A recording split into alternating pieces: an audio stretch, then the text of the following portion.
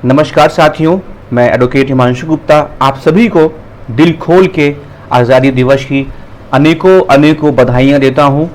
और आज हम आज़ाद भारत में 75 वर्ष पूरे कर चुके हैं और ये हमारे जनरेशन का एक बहुत ही अद्भुत नज़ारा है कि आज ये जनरेशन, हम जिस पीढ़ी में हैं, हम इस अद्भुत नज़ारे के, इस अद्भुत उत्सव के साक्षी बनने वाले हैं।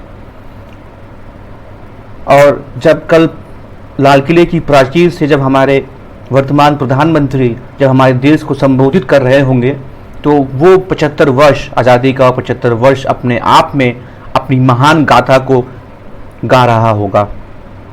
आइए इसी कड़ी में हम इस आज़ादी के अमृत महोत्सव को आगे बढ़ाते हुए हम 75 वर्ष पीछे चलते हैं और जहाँ से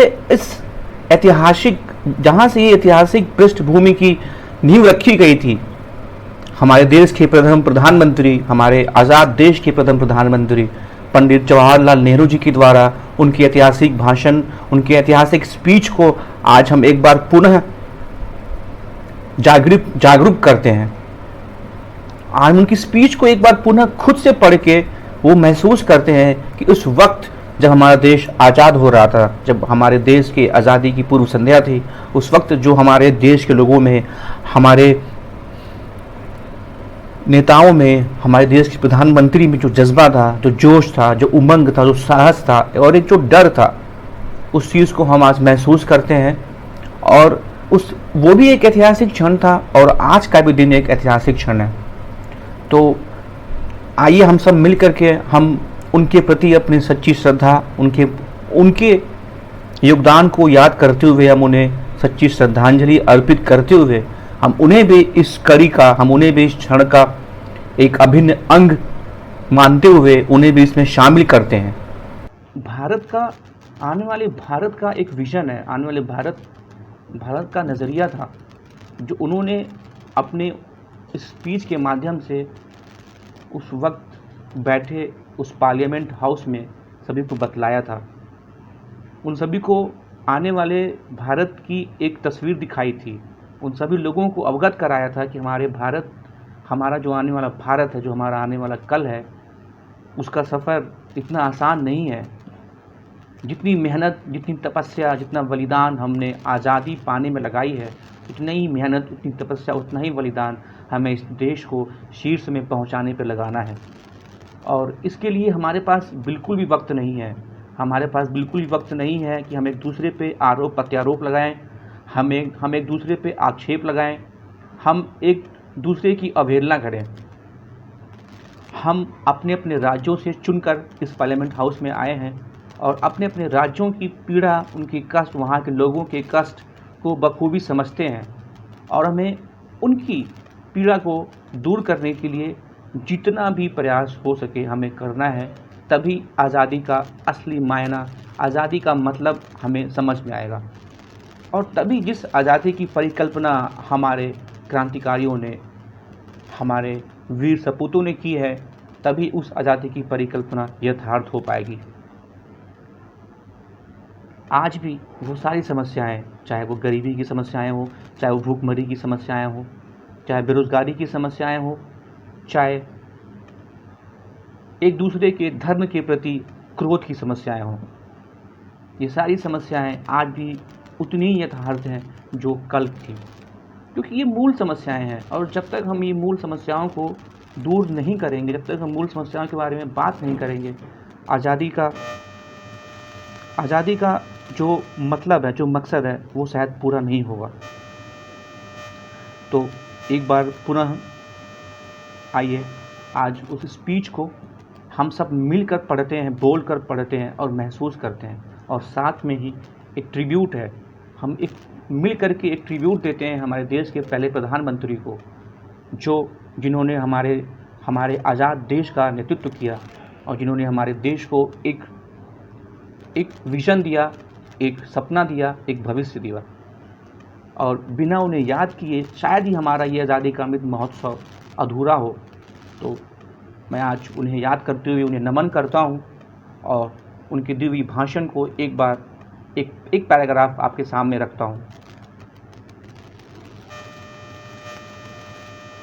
Long years ago, we made a tryst with destiny, and now the time comes when we shall redeem our pledge, not wholly or in full measure, but very substantially. At the stroke of midnight hour, when world sleeps, India will awake to life and freedom. A moment comes, which comes but rarely in history, when we step out from the old to the new, when an age ends, and when the soul of a nation long suppressed finds utterance.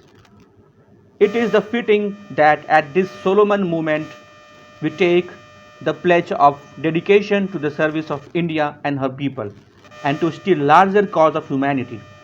At the dawn of history, India started on her unending quest, and trackless centuries are filled with her striving and grandeur of her success and failures. Through good and ill fortune alike, she has never lost the sight of that quest, forgotten the ideals which gave her strength. We end today a period of misfortunes, and India discovers herself again. The achievement we celebrate today is but a step, an opening of opportunity in the greater triumph and achievements that await us. Are we brave enough and wise enough to grasp this opportunity and accept the challenge of the future? Freedom and power bring responsibility. The responsibility rests upon this assembly, a sovereign body representing the sovereign people of India before the birth of freedom. We have endured all the points, all the pains of labor, and our hearts are heavy with the memory of this sorrow. Some of those pains continue even now. Nevertheless, the past is over and it is the future that beckons us now. That future is not one of ease or resting, but of incessant striving, so that we may fulfill the pledges we have so often taken and the one we shall take today. The service of India means the service of the millions who suffer. It means the ending of poverty and ignorance and poverty and disease and equality of opportunity. The ambition of the greatest men of our generation has been to wipe every tear from every eye that may be beyond us, but as long as there are tears and suffering, so long our work will not be over.